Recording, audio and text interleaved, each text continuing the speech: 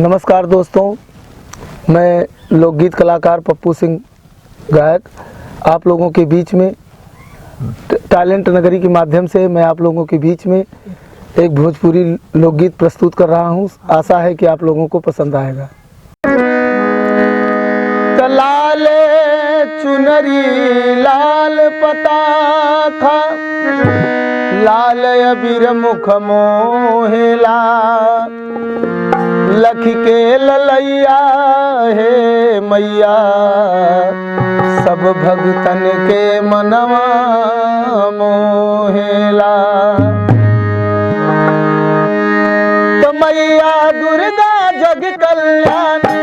तोहई आदि सती महारानी तोहई पार करेलू भगतन की नवैया।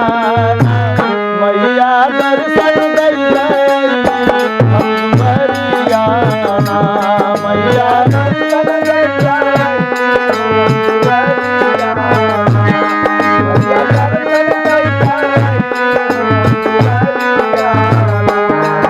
अरे विंध्याचल में जाके बसलू जाने सकल जहनवा हो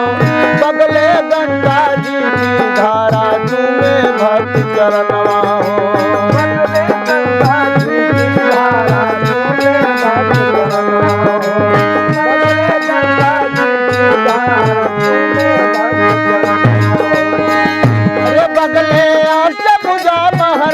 सारी दुनिया जानी सारी दुनिया जानी जेकर पहाड़ा ऊपर बनाली बखरियाना मैया दर्शन दे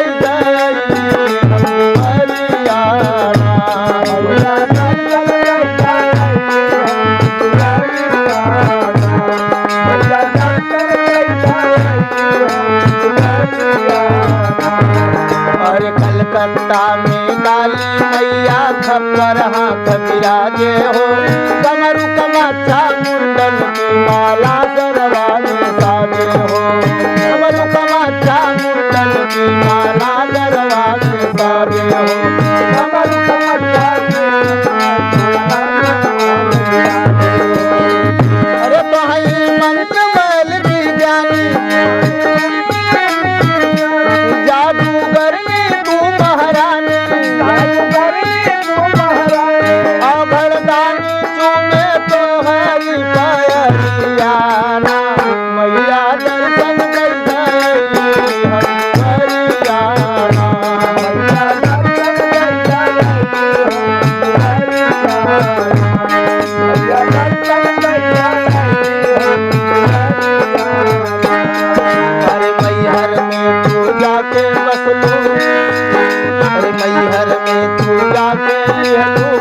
बसेरा हो हर दर्शन खातिर भीड़ लगल बा संझवा और सवेरवा हो दर्शन खातिर भीड़ लगल बा संझवा और सवेरवा हो दर्शन खातिर भीड़ लगल बा संझवा और सवेरवा। मरलू महिषासुर अभिमानी धन धन मैया है शिवदानी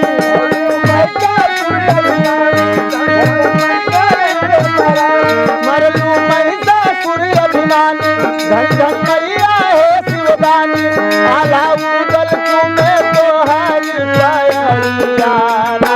मैया दर्शन दैया भगवरियाना मैया दर्शन दैया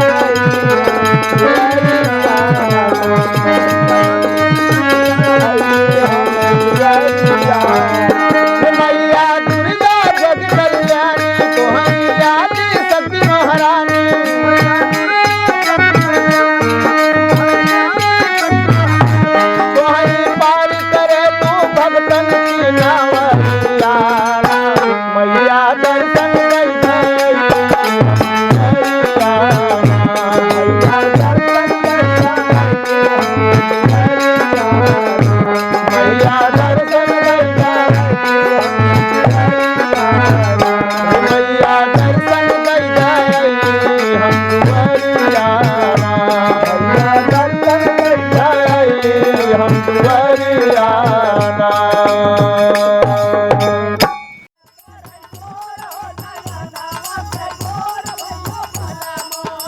डोर भैला बल मुँह डोर भैला बल मुँह नयनवा के डोर भैला बल मुँह चंदा से बिहसै चकोर